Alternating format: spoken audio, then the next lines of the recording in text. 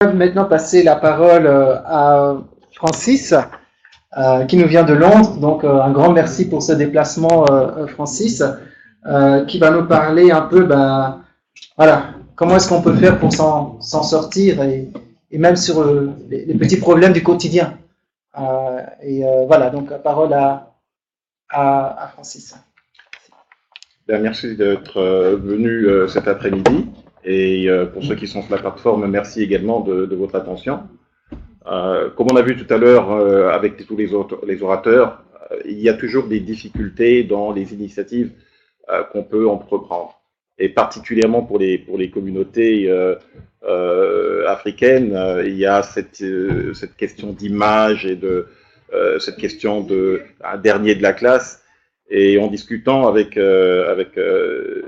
Virgile, je lui ai proposer le fait que le développement interpersonnel est quelque chose qui devrait donc en fait concerner notamment les communautés africaines. Donc ici, je parle des 5 moyens qui permettent de franchir les obstacles dans la vie. La première des choses, c'est qu'il faut accepter que dans la vie, eh bien, il y a toujours des obstacles. C'est peut-être quelque chose qui n'est pas naturel, on se pose des questions, mais pourquoi moi? Est-ce qu'il y a un problème particulier qui me concerne? Mais en fait, ce qu'il faut accepter, c'est qu'il y a toujours des obstacles dans la vie. Et en fait, cela commence par la naissance dans le monde, parce que quand on se rend compte que pour qu'un enfant puisse naître, hein, parce que ce que les Anglais appellent le canal de naissance, c'est un obstacle. Et le drame, c'est que dans certains cas, bien, certains bébés ne respirent pas la naissance. Et donc, il faut que la sage-femme intervienne et frappe sur les fesses de bébé pour créer une douleur, et cette douleur pousse le bébé à respirer. D'accord? Et donc, le premier, déjà commençons par définir ce qu'on appelle obstacle dans la vie. C'est toujours par rapport à un objectif, hein, ou des activités routinières, mais c'est également des propositions. Là, on a entendu parler de la 6e région africaine, donc c'est une belle idée, mais il y aura des obstacles. Et donc, comment faire pour articuler ces idées, pour avoir l'adhésion des gens, pour que ces idées puissent se réaliser, et notamment les projets. Hein. Ce sont les projets qui font que on avance, une organisation peut avancer, ou qu'on peut évoluer dans la vie, hein, notamment. Donc voilà le genre d'obstacles dont je souhaiterais parler, qui pourraient empêcher donc ces activités-là.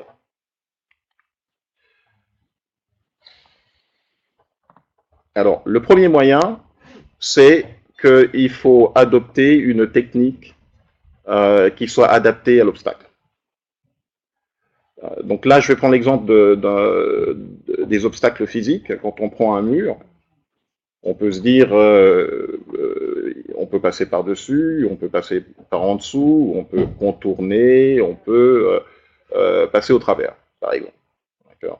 Donc là, vous avez l'exemple du saut à la perche. L'obstacle ici, c'est la barre. Puis là, on voit un pont en liane, hein, une femme africaine qui marche encore en liane. Et là, l'obstacle, c'est la rivière. Et puis là, tout à l'heure, on a parlé de tunnels, notamment. Donc, c'est une façon de franchir peut-être la mer. Et ici, donc, on voit faire un trou dans un mur. Donc ici, c'est juste pour illustrer graphiquement comment on peut faire pour contourner l'obstacle. Et bien entendu, donc là, il y a également la technique de contournement. Donc là, il y a un fossé, et puis il faut passer donc à côté pour éviter l'obstacle. Donc maintenant, ce qu'on fait, c'est de la même manière qu'on adapte sa technique pour franchir l'obstacle physique, de la même manière, dans la vie, il faut adapter la façon dont on va donc résoudre ou surmonter un obstacle. Donc il peut s'agir, par exemple, d'un crédit immobilier. Bon, si on vous refuse un crédit immobilier, peut-être qu'il faut travailler sur son profil d'emprunteur. Il faut avoir cette énergie-là pour dire, bon, j'ai besoin de ce crédit, je vais voir qu'est-ce que je peux améliorer, et je vais donc obtenir ce crédit. Ou par exemple, vous voulez mettre un enfant à la crèche, et il n'y a plus de place, il y a 0 place. Eh bien, il faut quand même que votre enfant soit suivi. Donc, vous contournez, vous prenez une nourrice agréée, ou pour certains c'est le bac, eh bien vous n'avez pas le bac, vous n'avez pas eu le bac avec la mention que vous voulez, ben, apparemment en Belgique notamment, il y a des universités qui acceptent des candidats sans le bac, aussi surprenant que cela puisse être. Et vous considérez que vous avez besoin d'une augmentation de salaire, mais vous ne l'obtenez pas. Et pourtant, vous êtes confiant que vous avez des compétences à faire valoir, vous apportez une contribution, eh bien, il faut insister. Il faut insister pour obtenir cette augmentation de salaire. Donc ici, le point particulier, c'est qu'il faut trouver une solution qui soit adaptée aux problèmes, mais également à vos circonstances. Le deuxième moyen, c'est, quand on est coincé, il faut demander de l'aide. Et donc là, je recense quelques règles d'or pour demander de l'aide. La première des choses, c'est reconnaître qu'on a atteint ses limites et demander de l'aide. Alors peut-être parfois, bon, vous avez déjà, hein, les femmes, vous allez vous reconnaître, vous êtes votre mari au volant et puis il est perdu, mais il n'ose pas, il n'ose pas demander de l'aide. Donc là, quelque part, il faut enlever son orgueil et puis se dire, bon, j'ai tout essayé, j'ai besoin qu'on m'aide ici. Deuxièmement, c'est que quand vous demandez de l'aide, effectivement, c'est un bon constat. Et la deuxième règle, c'est que il faut savoir qu'on peut demander de l'aide et ne pas la recevoir. Donc, ce n'est pas la fin du monde. Hein. Il faudra trouver une autre façon de faire. Et bien entendu, il faut bien choisir à qui on peut demander de l'aide, à quel moment demander de l'aide, quelle quantité d'aide on peut demander, quelle forme d'aide demander. Par exemple, si vous demandez à quelqu'un, bon ben, est-ce que vous pouvez me donner un coup de main pour poser des carreaux dans ma cuisine pour une après-midi, bon, ça va. Mais demander à quelqu'un de vous aider à refaire toute votre cuisine gratuitement, donc on voit là qu'il y a une question de quantité et de forme. Et d'autre part, est-ce qu'il faut demander des services amicaux qui par définition sont gratuits, ou des services professionnels qui peuvent être payants. Et moi, j'ai tendance à dire à mon épouse, quand on veut faire des travaux de qualité chez soi, eh bien, peut-être vaut mieux faire appel à un professionnel, comme ça, on espère qu'il y aura un travail de qualité, mais en même temps, qu'il y ait une garantie si jamais il y avait un problème, hein, par exemple. Et bien entendu, savoir remercier en fonction de l'aide qu'on a reçue, et être prêt à aider les autres en retour. Donc, le deuxième moyen, c'est demander de l'aide quand on est coincé. Et là, j'aimerais toucher un point particulier, assez délicat dans nos communautés, hein, notamment, c'est qu'en est-il de l'aide spirituelle? Eh bien, bon, aujourd'hui, c'est le thème de la Coupe du Monde, mais que penserez-vous d'un joueur de football qui crierait « Mon Dieu, faites que mon équipe gagne 4-0 et que je sois l'auteur des 4 buts ». Bon, c'est un peu égoïste, hein, n'est-ce pas? Et mais ici, on peut penser également que si vous priez en disant bon bah je vais être le seul milliardaire du quartier et les autres n'est pas le même choix, également c'est égoïste. Mais l'idée ici, c'est hein, vous avez entendu parler de l'adage aide-toi toi-même et le ciel t'aidera. Cet adage consiste à dire qu'avant d'en appeler à Dieu, il vaut mieux fournir les efforts nécessaires, à examiner toutes les options possibles, et souvent l'aide divine arrive quand on s'y attend le moins. C'est souvent ce qui arrive. Et ce qu'il faut retenir ici, c'est que bon, Dieu entend toutes les prières, hein, c'est tout à fait normal, mais c'est lui qui choisit qui exaucer, quand exaucer, et selon ses propres prières, ses propres critères. Et comme on a vu tout à l'heure, être prêt à aider en retour, mais si vous obtenez donc la grâce divine, l'intervention divine, que faites-vous en retour? Faire la volonté de Dieu, hein, c'est tout à fait normal, naturel. D'accord? Le troisième moyen, c'est d'être capable de réévaluer son objectif par rapport à l'obstacle qui l'entrave. Et là, c'est pas tout à fait évident, parce que bon, c'est une caricature ici, mais si l'objectif n'est pas le bon, hein, si l'objectif n'est pas le bon, l'obstacle qui va entraver l'objectif n'est pas le problème. Hein. Donc, ici, l'idée ici, c'est de faire en sorte que lorsqu'on est en face d'un obstacle, on se pose vraiment la question, est-ce que cet obstacle est vraiment un obstacle par rapport à l'objectif que j'essaie d'atteindre? Et d'autre part, il y a une question je dirais, considération par rapport à l'obstacle. Est-ce qu'on considère qu'un obstacle, c'est un challenge, une opportunité, ou est-ce qu'on considère qu'un obstacle, c'est une impossibilité? Donc là, Virgile parlait notamment d'attitude tout à l'heure. On peut avoir un problème d'attitude et il faut parfois réviser son attitude pour mieux appréhender un obstacle. Et ça, en fait, c'est un secret, en fait. Chaque fois que vous avez un obstacle, posez-vous la question, comment vous percevez cet obstacle? Quelle est l'attitude que vous avez?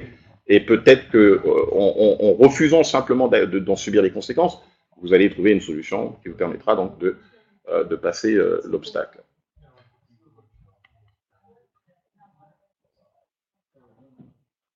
Alors le quatrième moyen, c'est se concentrer sur soi-même pour trouver les ressources en soi pour franchir les obstacles.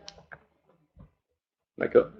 Et ici, eh bien, quand l'obstacle paraît insurmontable, il faut en fait, au lieu de se focaliser sur la difficulté, il faut en fait se concentrer sur soi-même, regarder à l'intérieur de soi, focaliser son énergie, persévérer bien entendu, résister, devenir plus ingénieux.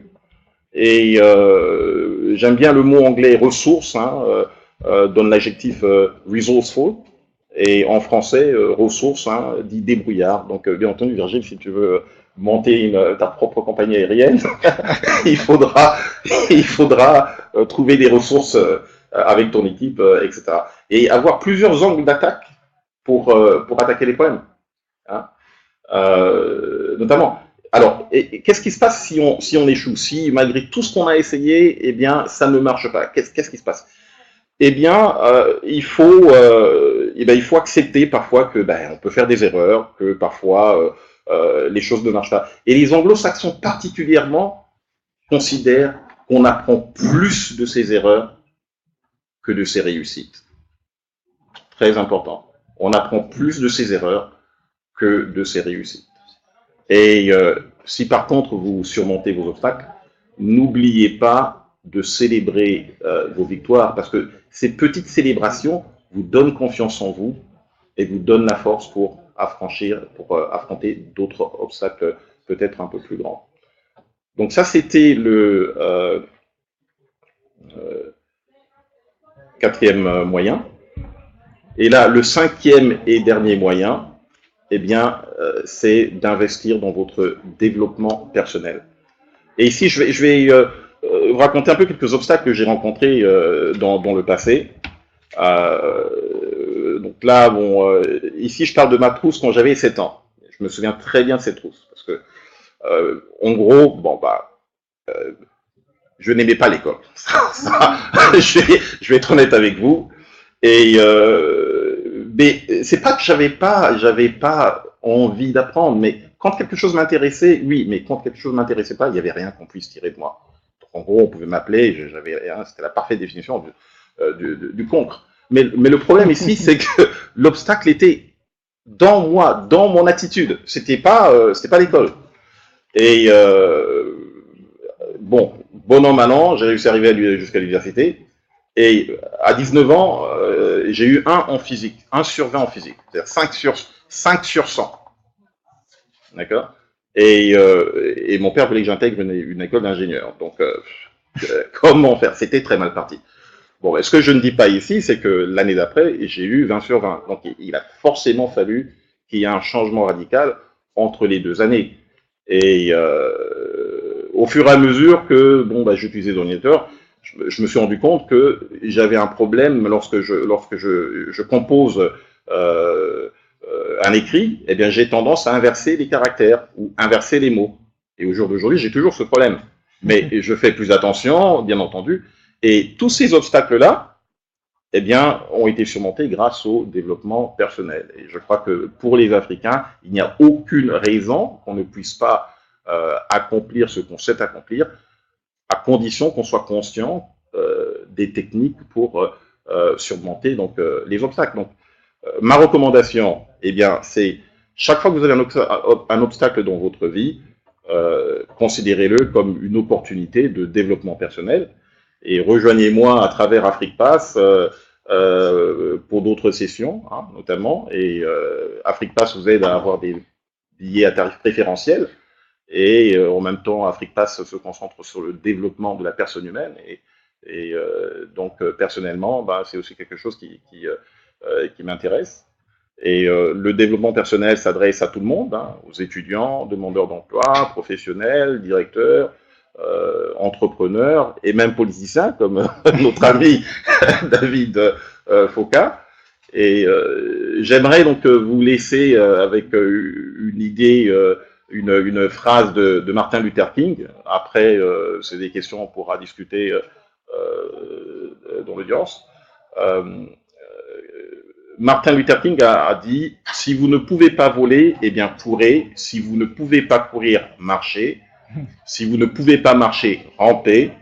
Mais quoi que vous fassiez, vous devez continuer à avancer. » Et moi, j'ai envie de dire que dans tout ce que vous en prenez, continuez d'avancer, même en rampant s'il le faut, changez de direction, cherchez toujours à vous améliorer. Et lorsque vous êtes dans une attitude qui consiste à systématiquement chercher à vous améliorer, eh bien, tout ce que vous voulez viendra naturellement. Voilà. Merci de votre attention. Merci Francis. Merci beaucoup Francis. Et là, c'est un message d'une des personnes qui est avec nous. Je pense que c'est Salifou qui est au Togo, hein, qui te regarde Francis. Bonjour. Et qui vient d'envoyer un message en disant « Waouh, magnifique message. Quel est le nom du conférencier ?» Il est super en développement personnel. Est-ce qu'il a écrit un livre sur le développement personnel magnifique? Voilà, donc voilà une réaction d'une des personnes qui se trouve en direct avec nous et qui se trouve au Togo. Bien, merci. Le livre est à suivre, mais pour l'instant, ce que je propose, c'est que vous pouvez obtenir cette présentation gratuitement en vous adressant à AfriquePass, hein, premièrement. Et avec AfriquePass, on va travailler pour vous offrir d'autres contenus de développement personnel pour que vous puissiez vous prendre en main et vous donner d'autres objectifs dans la vie.